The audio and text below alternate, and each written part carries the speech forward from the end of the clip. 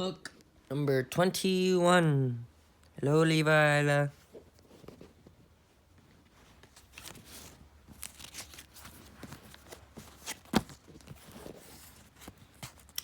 Peter Pan and the Lost Boys love listening to Wendy's bedtime stories. Tinkerbell, too, never missed a telling. They all delighted on Wendy's gripping tales of swashbuckling pirates, hidden treasures, and magical sparkling pixie dust. But one night, during story time, the Lost Boys all looked bored. Even Michael and John found their sister's tale dull. "We've heard all these stories before." "Wendy," Cubby grumbled. "Please tell us a new one," John chimed in. "Where will I find inspiration for a fresh story?" Wendy wondered aloud.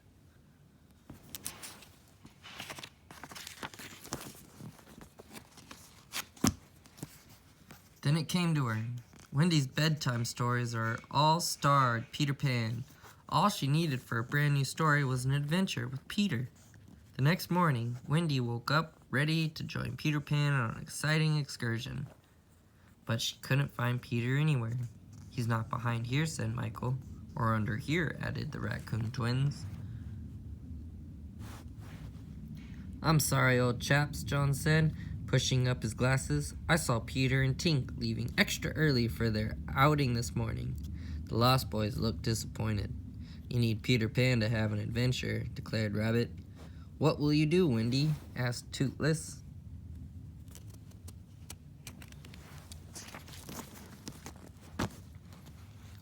It was true. Peter was always the hero of Wendy's stories, but Wendy wasn't concerned. "Now, boys, don't you worry," said Wendy. "I'll just have to create my own adventure." The Lost Boys looked doubtful, but Wendy was determined. "I'll head for the sea," she said. "There's always adventure there." Wendy took a shortcut through the jungle on her way to the ocean.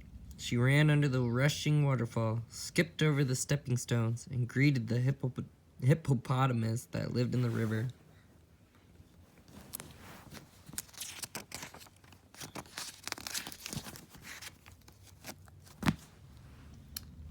Then she looked up to see an orangutan family race between the trees. "That looks like a grand time," exclaimed Wendy, finding adventure can wait a little while longer, I'm sure. "There's a family of orangutans." So Wendy joined the fun up above. She and the orangutan swung high above the ground from tree to tree.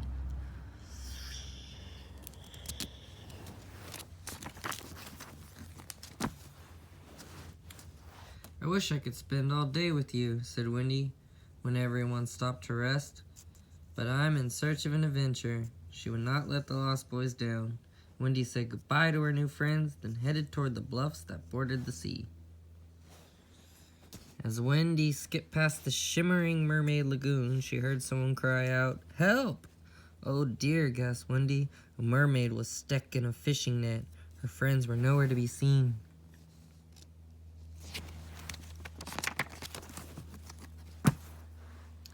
Finding a bedtime story would have to wait once again. Wendy dove into the water, swam toward the mermaid, and rescued her from the net.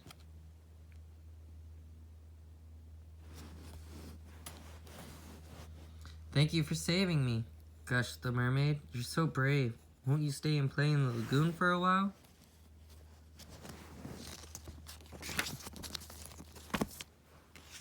Wendy and the mermaid splashed and laughed in the water.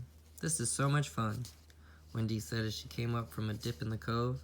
"But I really must be going. I still have to find my adventure." Wendy hiked along the coast, past Blind Man's Bluff, heading toward a rowboat moored at the dock. Once she reached the boat, Wendy thought she could finally start her adventure at sea. Then she'd have a bedtime tale to tell.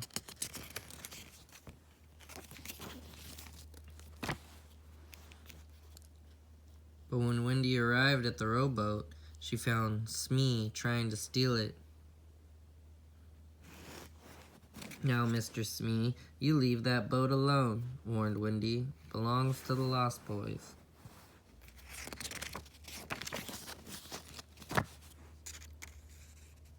The pirate grinned. "You'll have to fight me for it first, little lass," he challenged. Wendy quickly picked up an umbrella that was inside the boat. Clash, clang! Wendy dueled with Smee, using all the sword skills she learned from Peter and a few tricks of her own.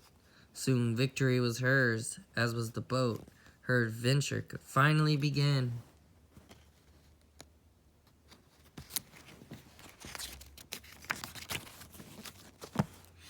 But as Wendy looked to the sky, she saw the sun setting on the horizon. It was time to head back. Wendy returned to the hideout, feeling defeated. She failed to have an adventure. There would be no new bedtime story that night.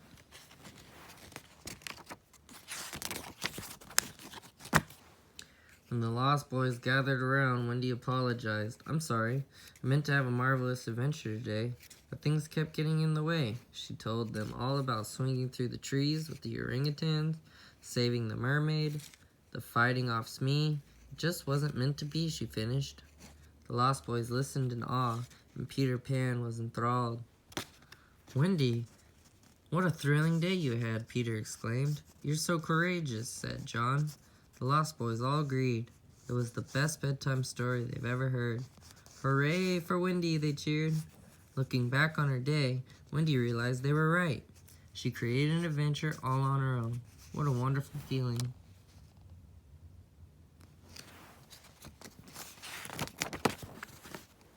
That night, Wendy snuggled into her warm bed and dreamt about her next big adventure.